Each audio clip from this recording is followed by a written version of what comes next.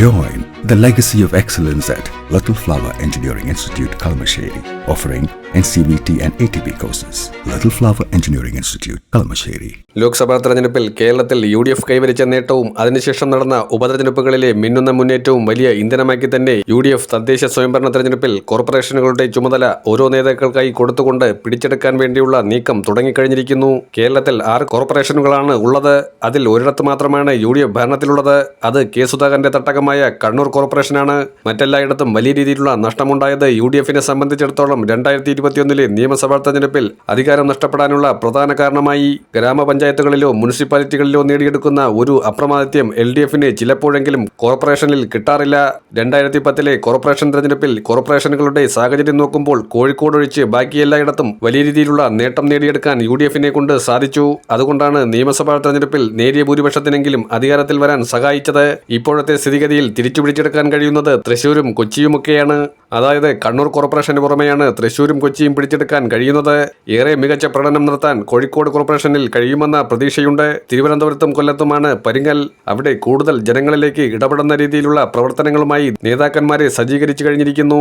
കണ്ണൂരിൽ കെ സുധാകരന് തന്നെയാണ് ചുമതല. കോഴിക്കോട് കോർപ്പറേഷനിൽ രമേശ് ചെന്നിത്തലയ്ക്കാണ് ചുമതല. അതുപോലെ തന്നെ തൃശൂർ കോർപ്പറേഷന്റെ ചുമതല NSUവിന്റെ ദേശീയ സെക്രട്ടറി ആയിട്ടുള്ള റോജി M. ജോണിനാണ്. അതുപോലെ തന്നെ കൊച്ചി കോർപ്പറേഷന്റെ ചുമതല കൊടുത്തിരിക്കുന്നത് പ്രതിപക്ഷ നേതാവായ VD സതീശന് തന്നെയാണ്. അദ്ദേഹത്തിനെ സംബന്ധിച്ചിടത്തോളം സ്വന്തം തട്ടകം സൂക്ഷിക്കുക എന്നുള്ളത് വളരെ പ്രാധാന്യമാണ്. കൈവളയിൽ നിന്നും നഷ്ടപ്പെട്ടുപോയ കോർപ്പറേഷൻ, അതായത് വെറും 3 സീറ്റിന്റെ പേരിൽ നഷ്ടപ്പെട്ടുപോയ കോർപ്പറേഷൻ ഇക്കുറി തിരിച്ചുപിടിക്കാനാകുമെന്ന പൂർണ്ണ പ്രതീക്ഷയുണ്ട്. പ്രത്യേകിച്ചും കോർപ്പറേഷൻ പരിധി നിൽക്കുന്ന സ്ഥലത്ത് ഹൈബിയുടെ നേടിയ മിന്നുന്ന മുന്നേറ്റം വോട്ടായി മാറിയാൽ കൊച്ചി കോർപ്പറേഷനിലെ ബഹുഭൂരിപക്ഷം സീറ്റുകളും ജയിച്ചെടുക്കാൻ UDFന് ഇപ്പോഴത്തെ സാഹചര്യത്തിൽ കഴിയും. എന്നാൽ തിരുവനന്തപുരത്തും കൊല്ലത്തുമാണ് പരിങ്ങൽ. തിരുവനന്തപുരം കോർപ്പറേഷന്റെ ചുമതല മുതിർന്ന കോൺഗ്രസ് നേതാവായ കെ മുരളീധരന് കൊടുത്തിരിക്കുകയാണ്. കാരണം അദ്ദേഹം 2026 നിയമസഭാ തെരഞ്ഞെടുപ്പിൽ വട്ടിയൂർക്കാവിൽ നിന്ന് മത്സരിക്കുമെന്ന് ഉറപ്പിച്ചു കഴിഞ്ഞു. കെ മുരളീധരനെ സംബന്ധിച്ചിടത്തോളം അദ്ദേഹത്തിന് കൃത്യമായി അറിയാം കോർപ്പറേഷന്റെ ഉത്തരവാദിത്തം കൊടുക്കുന്നത് യഥാർത്ഥത്തിൽ BJPയുടെ 2ാം സ്ഥാനം മാറ്റുക എന്നുള്ളതാണ്.